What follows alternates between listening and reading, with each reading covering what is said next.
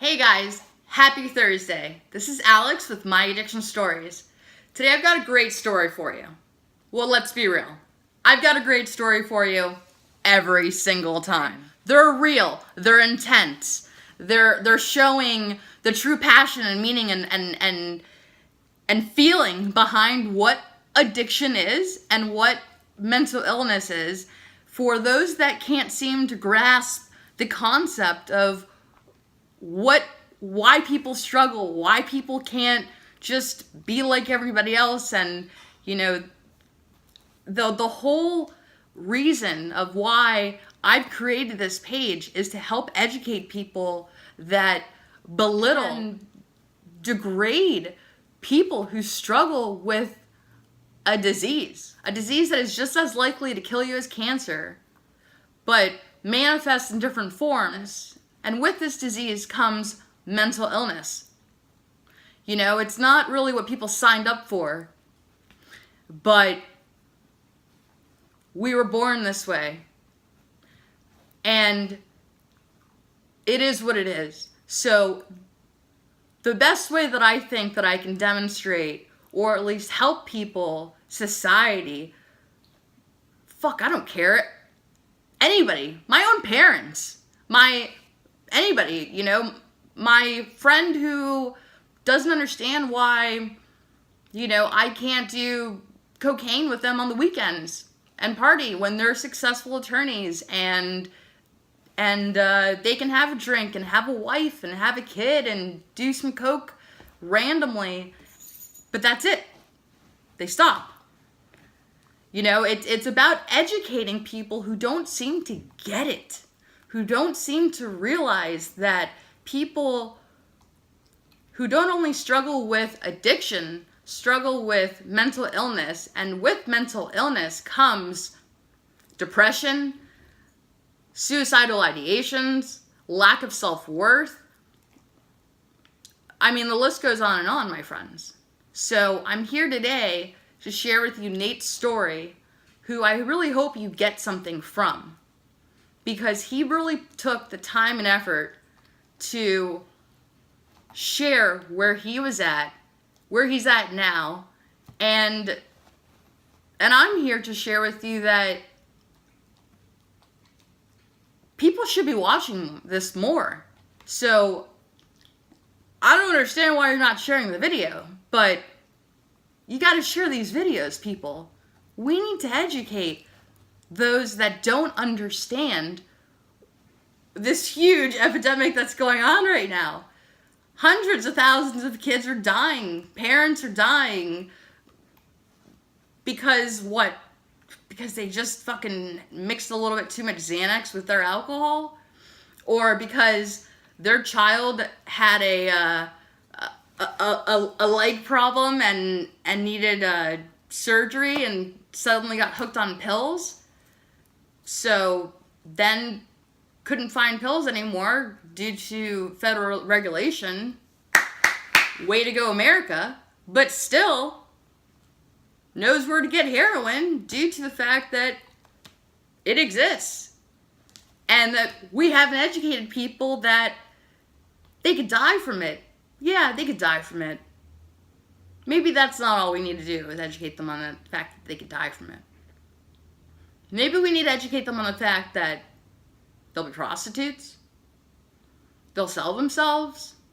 The withdrawal that they'll feel when they're going through it. The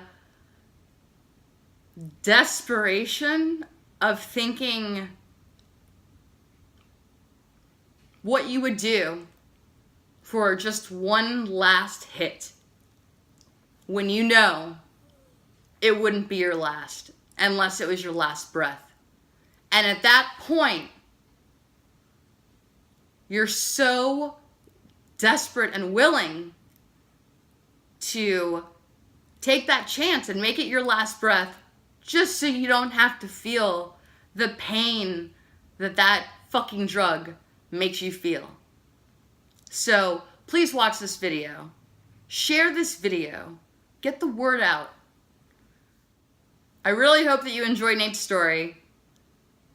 Again, this is Alex with My Addiction Stories.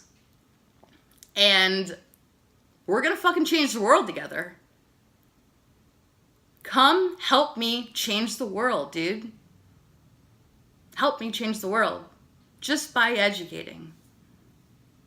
That's it. Just by fucking educating.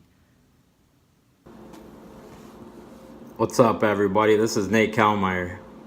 I was asked to do this video, talk about my recovery and the process and everything that I went through. So, I decided to create this. Tell you a little bit about myself. I'm 35 years old. I'm from a small town in Ohio called Genoa. I had 90 people in my graduating class. Never got in trouble in high school. When I graduated, I started smoking weed and drinking. At the age of 21 was when my addiction started for me. At the age of 21, I dislocated my ankle playing basketball and got hooked on opiates. Doctor prescribed me Vicodin. Now I remember Vicodin and the way it made me feel. First time I ever taken opiates, I was thinking to myself, man, I love how this makes me feel. It's so much better than alcohol. It's so much better than weed. I want to feel like this every single day for the rest of my life. Now I did not know the consequences that were going to come along with it. I eventually got to a point where I had 3 different doctors prescribing me 120 Percocet a month. I was taking 5 Percocet at a time, 5 times a day. That wasn't cutting it anymore, and I was introduced to OxyContin. Once I was introduced to OxyContin, that's when consequences started happening. Money was gone. Car was repossessed. Family started seeing something was going on, and I went to treatment for the first time. And I got into treatment. I was in there for a few weeks. I was feeling good, and I had a friend of mine who I was getting high with prior walk through the door. As soon as he walked through the door, all bets were off. We had OxyContin dropped off the next day at that treatment center. And I got high at my first treatment center. And I completed that treatment. They never caught me. So when I completed, I went home and all my family thought I was good and I was healed. And I moved back in with mom, but I was getting high every day after that. And I was doing OxyContin. Well, got to a point where OxyContin was too expensive and I couldn't hustle up enough money to get OxyContin every day. And I was introduced to heroin. Heroin was cheaper on the street. Once I started doing heroin, I was introduced to the needle. Once I did heroin with a needle, I never did anything but heroin with a needle every single day. They ended up putting me in jail 3 times. I had a failed suicide attempt. The last day that I used, I got shot at because I ripped off a drug dealer. And it kind of opened my eyes and I was like, I'm done.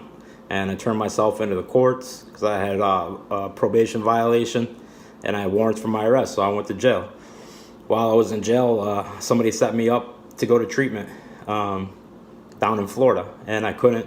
The judge said, no, you can't leave the state. I'm going to court order you to state-funded treatment. I completed that, and he was a man of his word because he told me if I completed the state-funded treatment, he would lift my probation and I can go to Florida. And I went down to South Florida and moved into a halfway house, and I lived in that halfway house for 9 months. I got involved with support groups. I got a lot of good, solid foundation because there was a lot of people down there similar to me. A lot of good guys in my life taught me how to live sober. God blessing, I'll be celebrating 10 years sober on January 18th next year. So I'm coming up on 10 years. I currently work in the field. I work for a facility. I started working in the treatment field when I had a year sober. Now, in my opinion, I think the only way that people stay sober is if they stop being selfish and start helping others. And start admitting and start and realize that it's okay to not be okay. I hope somebody gets something out of this video, and I hope somebody spreads the message. And if you're sober today, you have no excuse to ever use again.